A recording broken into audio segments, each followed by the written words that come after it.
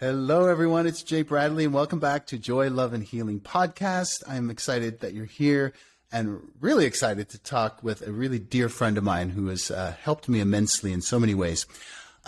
It's interesting. I talk a lot about breathwork because that's my primary focus. And I always have been fascinated, especially when I first started, how people would come to me after a session and be like, oh my goodness, my grandfather came to me, or, my great grandmother, and I got a message. And constantly I would hear from people saying they received messages, and they felt comforted, and they had so many feelings of connecting to something other than, the physical here and now. And so that's what we're going to talk about today. We're going to talk about connecting with your spirit guides. And first I'm going to introduce my friend, Will CAMINADA, is a spiritual guide. He's a singer, songwriter, and author of From Darkness to Light, a continuous journey towards your essence. Will's mission is to guide fellow humans into the remembrance of the one consciousness and the divine power of the heart.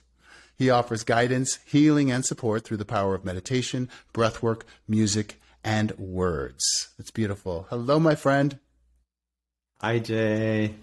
Thank you for having me. It's a pleasure. All the way from Sao Paulo, Brazil. Yay. Thanks, technology. We're very connected. I know, in more ways than one, as we will talk about. Yeah.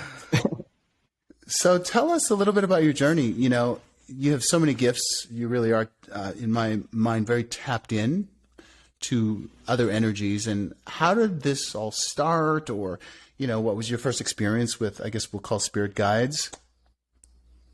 Yeah. I always go back to my childhood. So I don't like to say I lost my father, but, his physical form, I lost his physical presence when I was 8. And it was a traumatic event in my childhood. But I remember, because it was very sudden, and I remember questioning a lot of things about life and the afterlife. Can my father hear me? Can I talk to him? Can he guide me? Can he protect me? Does he still love me? Where is he?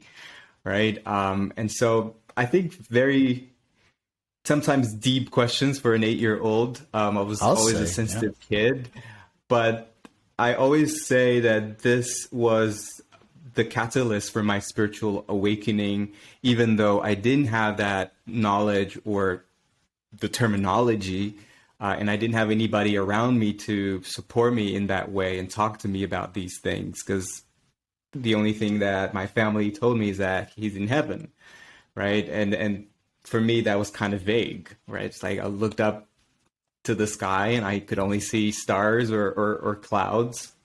And so I kept questioning. And I always say that questioning is one of the first, if not the first step of the spiritual awakening journey, because you start questioning a lot of things and then you go find them out, find the answers to that. So that was, for me, my catalyst for my spiritual awakening, even though I didn't have that awareness then.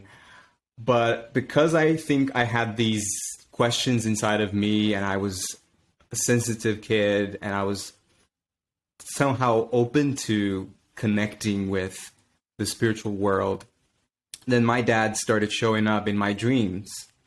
And obviously the first time it felt so real, and his vision was just so perfect, and it scared me. I woke up and I was super scared because I was like, in my mind, I was like, well, he's dead. How come he's here, right? Because it felt really, really real. And then the second time he showed up, I wasn't scared anymore, but we didn't talk. And then the third time we hugged. And the fourth time he said something to me. And then I asked a few things. And so over the course, I want to say this didn't happen like in a week, right? It happened like over the course of a decade, maybe. But every time I dreamt about him, it was just a step closer to connecting with him. And he would show up in moments where I really needed comfort or guidance. And so that's kind of how I started communicating with spirit. but it wasn't until I was 30, which was 9 years ago, that I started meditating daily, consistently. I say that this is like the biggest wave of my spiritual awakening, because I started to really develop a spiritual practice and become more in touch with my inner world, with my feelings. And then it was a game changer when I started meditating, because then I could really feel that he was next to me. I started communicating with him telepathically. And then from this point on, I was like, okay, he's my spirit guide. I get that. And then I think it was easier to connect with other types of spirit guides, which we're going to talk about in a minute. Yeah. So you opened, well, it sounds like you were a very open child to begin with. I suspect not every kid is asking those questions that you asked at 8 years old. But well, we've talked about this, and I love that saying that we are spiritual beings having this physical experience. So in reality, that is really who we are, right? The energy of things. And so can we all tap into that essence or that energy? Yes, all of us. And we all have a spirit guide, or many spirit guides. And we can,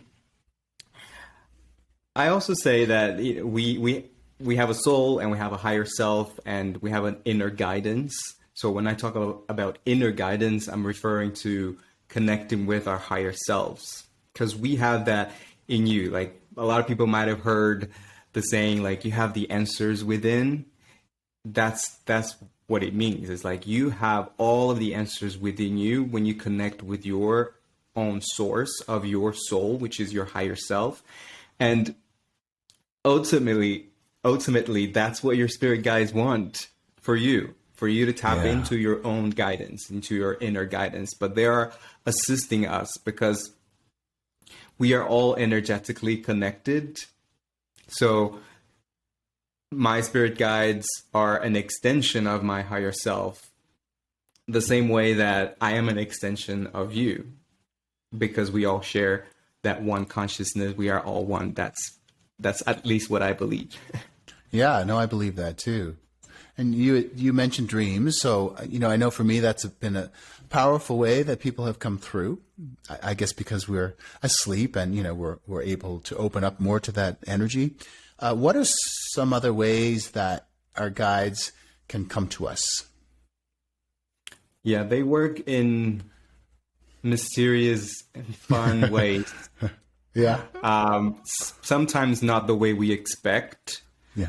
Because sometimes I think people have this idea that they will just hear this really beautiful voice coming from heaven with, reverb and delay, and, giving you all the information that you need. And it's not really like that. It could be, but it could be also through synchronicities and signs. They work with people as well, because we are here in this 3D world. It's a human world.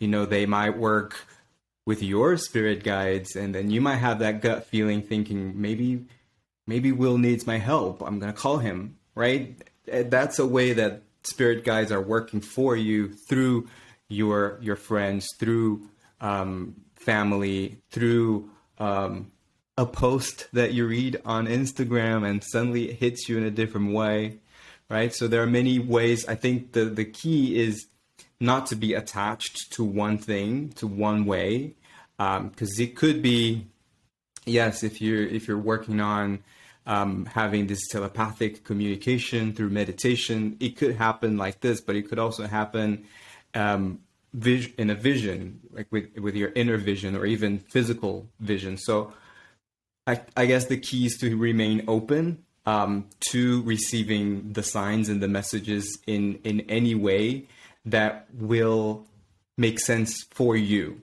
So if you set that intention, then you're just like, okay, whatever happens, I just want to be open to knowing that this is a sign. There are times, many times actually, because I'm a musician, I pay attention to the lyrics. And sometimes there are songs that come up randomly and I pay attention to the lyric and I'm like, I get why this this song is playing, and it means something to me. So. Yeah, and I guess we all have different senses, right? And so I imagine even I've heard of people saying, I smelled my grandmother's perfume. So I think if we can get more in touch with the different senses and and you did a beautiful meditation around that actually, which helped me to realize that actually smell is one of my superpowers, one of my senses. I had no idea. And so I guess if we can be more aware, is it smell? Is it taste? Is it touch? Do we hear? Do we feel? I imagine that would really help us tap in as well. Totally. So what do you say to people who, because I know for me, when my grandmother passed away, makes me emotional talking about it to this day, but, I would almost beg her just to show me a sign, when I had some dark nights of the soul. It's like, please just show me that I'm not alone, or that, and I didn't really receive anything, and it was upsetting for me because we all want to know that there's something after life, right? And I do believe that, but what do you suggest to people who can't feel or can't sense or aren't getting the signs? Are there some things we can do? Meditation, you mentioned. Yes, meditation, breathwork. But I go back to remaining open to surprises, and maybe even like you mentioned, like trying to discover, I talk about the clairs. So clairvoyant, clairaudience, or senses. So maybe you know that you're more of a clairaudience, so you're focusing on hearing messages, or you're more of a clairvoyant, so you're focusing on receiving visions when you meditate. You can write down when you journal. That's also a way to connect with them as well. So the hint is always what you like, that you feel connected with yourself. For me, writing is one of them. So I would free write. Sometimes I journal and I start free writing and I receive messages this way because I like writing, because I like reading. But it could be that you're more of a visual person, and when you close your eyes, you can see things, and so you work on that. But I actually think that I don't want to say like the most important sense, but I think that when you feel it, which is clairsentience, it's just feeling. It's the feeling that there is someone around you, guiding you, protecting you. And it's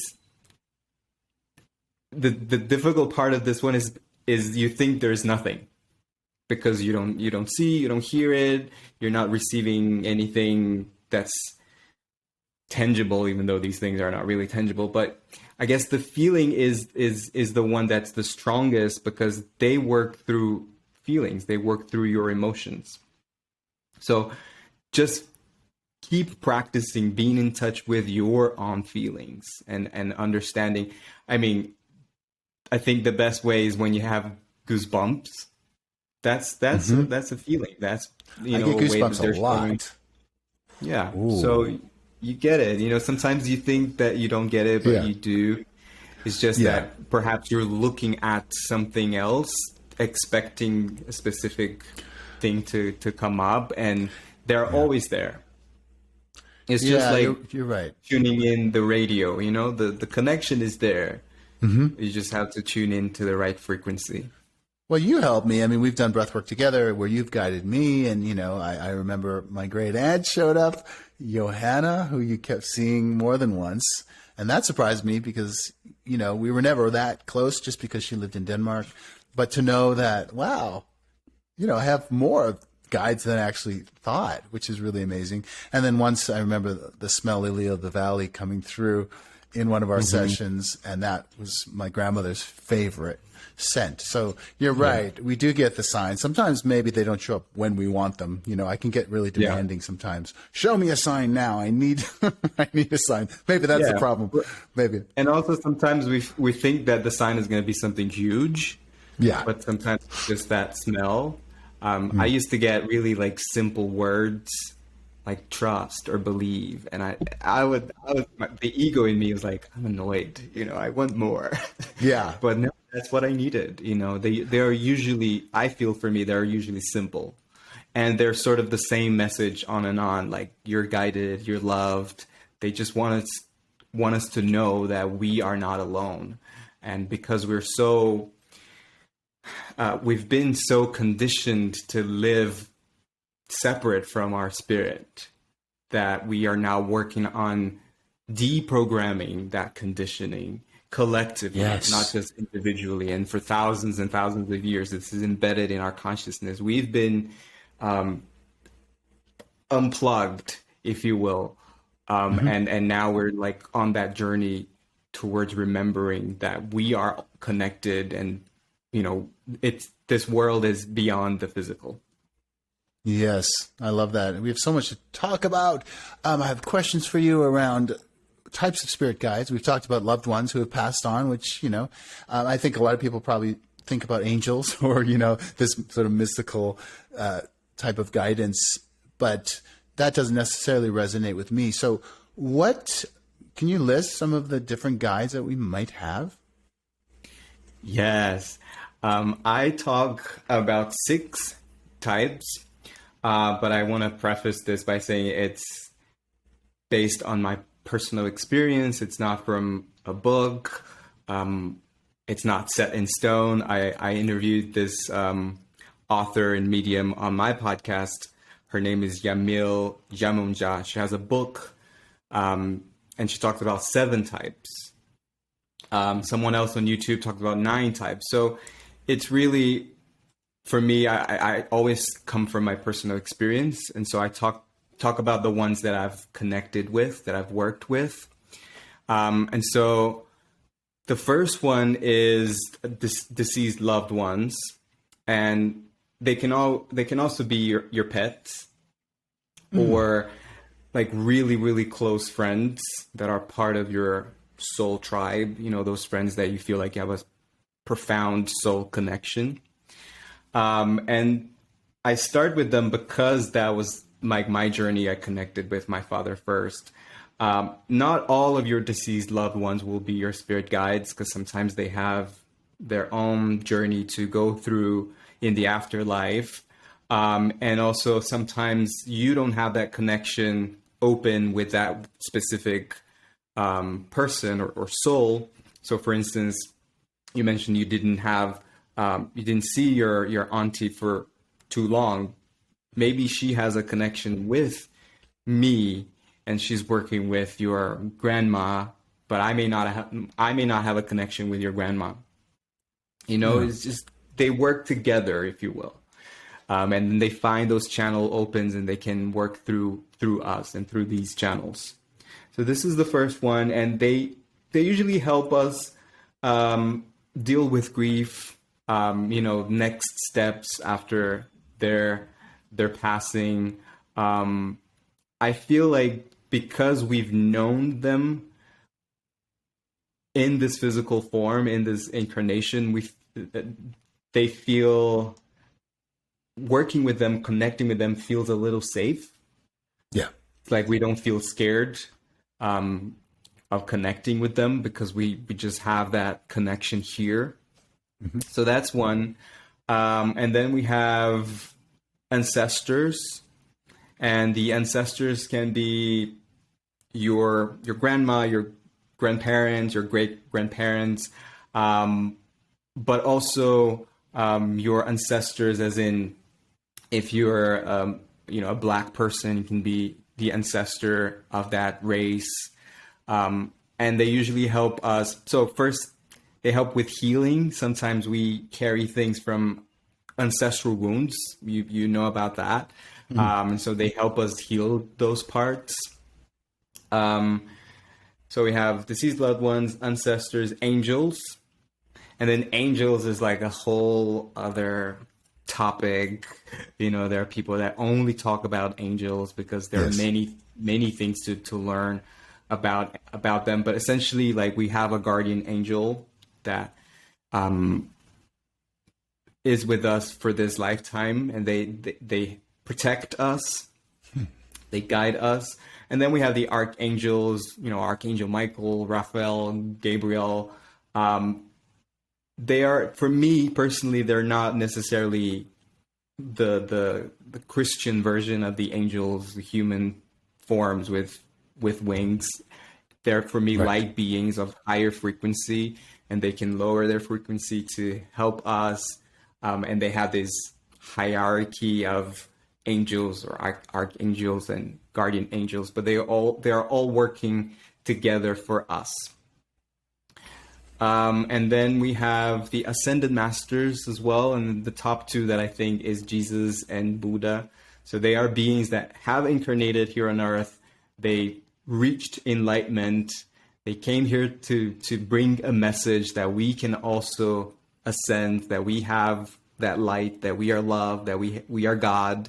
And they are assisting all of us, usually the collective consciousness, into ascension.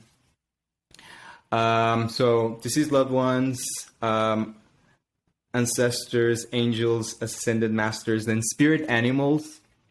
Oh yeah. So that's a very shamanic thing when we work with nature, and then animals. It's not like your pet. It's more like the symbol of that animal, and they come up for us in different ways. Sometimes you have a dream, sometimes you're meditating or you're doing your breath work and there's an image of an animal, and they're usually your spirit animals. And usually what they do is they guide us, they protect us, but they also bring a symbol for us, a message. And what most people do, I've done it before, is I have a vision of an animal during my breathwork session, and then I go to Google and I type, spiritual meaning of lion, right? I would suggest people first connect with the animal and what they mean for them. It's like, what do they mean? What do you think of when you think of a lion? How do you feel? So connect with that feeling, because if you feel like, I don't know, a lion brings a sense of sovereignty, so that spirit animal is reminding you of your own sovereignty. I like that. And then the last one is star beings or higher dimensional beings or aliens. I don't like to say aliens because then we think of the Hollywood alien, but they are star beings that come from the stars, and they are assisting all of us in planet Earth into healing and ascension. So there are different types as well. And usually, if you're into astrology or cosmology or even like ancient civilizations, you will feel drawn to them. So these are six. So is it possible the sixth one are, I guess the difference is they may actually be alive, versus I feel like the other ones are a little bit more energetic realm, because you mentioned aliens. Yeah. They are, I wouldn't say alive as in incarnated. Mm-hmm. Then we would be talking about starseeds. Okay. So it's when you feel like you came from the stars. Like me, I talk about the Pleiadians all the time. Yeah. Because I feel like I have a connection with them.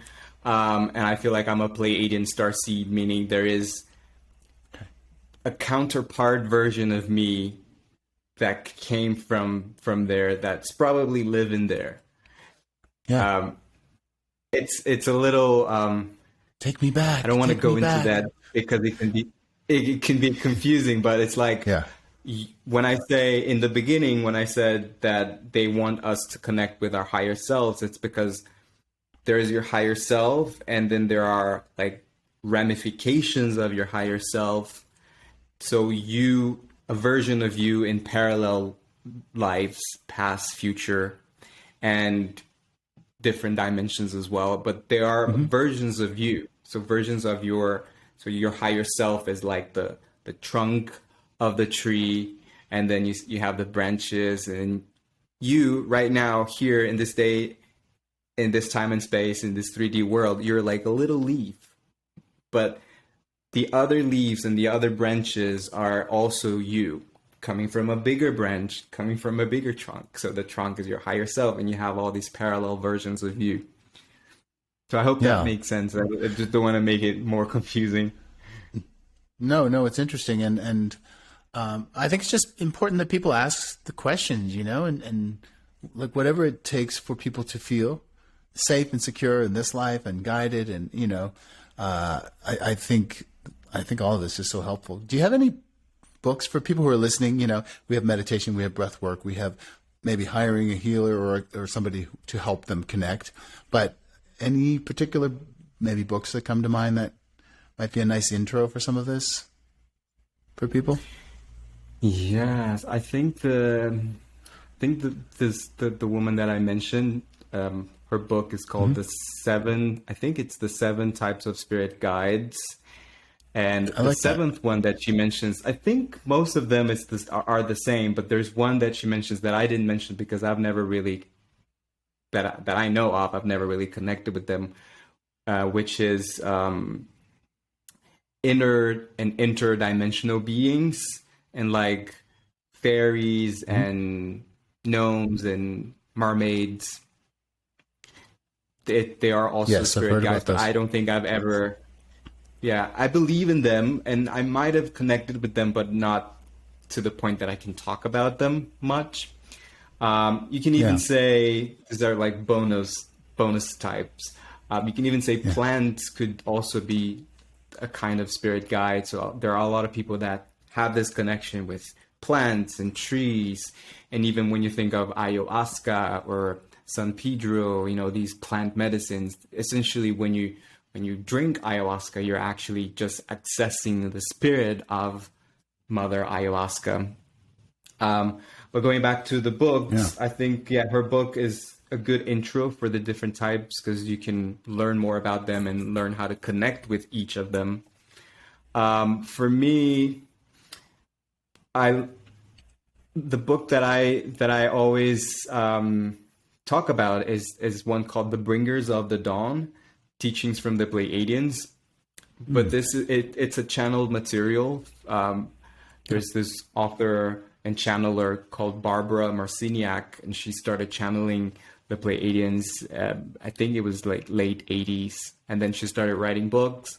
For me, it was also like life-changing because you would think that they will talk about things that are like out of this world, galactic history, or things that are difficult to grasp. But no, they're actually talking about very real things for us humans, because there are, it is believed that they are the next step in our evolution, because they are vibrating in a higher dimension, and we are ascending into the 5th dimension. And so they also say that when we evolve, they evolve. Everyone evolves. So I love that, raising your vibration. Actually, one of the first books. Oh yeah. I was just gonna say it's the same with us. You know, when you do your inner work and you do your healing, it helps me and it helps the collective. Yeah, I completely agree with that. I was just going to say one of the first books that changed my life, I think I was 20, my aunt gave it to me. It's called Emmanuel's Book. So it's also a channeled book.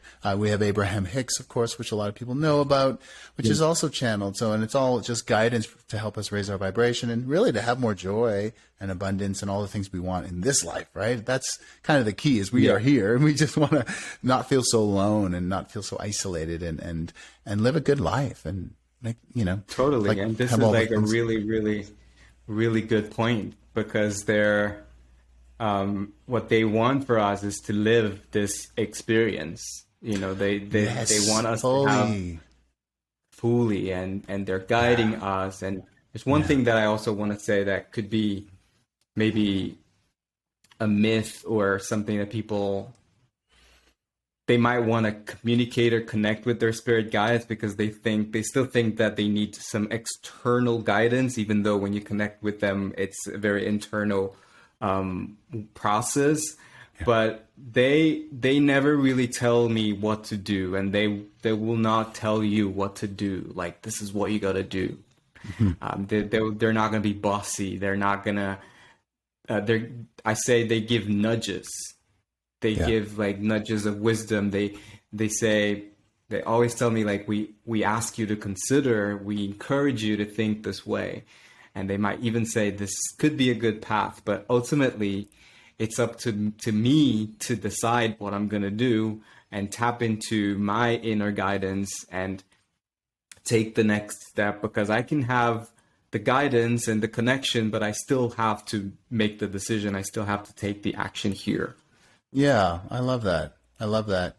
And it's just going on what feels right for you and trusting, I think, in that guidance, right? And making decisions based on that.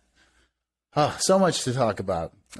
We could go on for so much longer, but we'll definitely talk again. I want to ask you a few questions, though, on as we end this. And the first question is, what brings you the most joy in your life? What brings me the most joy in my life? Well, the first thing that comes to mind is eating. I love it. Eating. I love eating. It brings me joy. Like I like to eat plant-based food and fruit. It brings me joy. Like, also like when I travel, I like to go find places to eat. It brings me joy. Good. I like that. What do you love most about yourself, Mr. CAMINADA? What do I love most about myself? I think I would, first thing that comes to mind is determination. I think I've always had that in me ever since I was a little kid. I think maybe it's the Capricorn in me as well. Mm-hmm. That's a little bit stubborn and a little bit determined. It's like there's a fine line between that sometimes. But yeah. Determination. That's really good. Okay, and last question is, what's your definition of healing? My definition of healing is the journey back to our essence. Mm.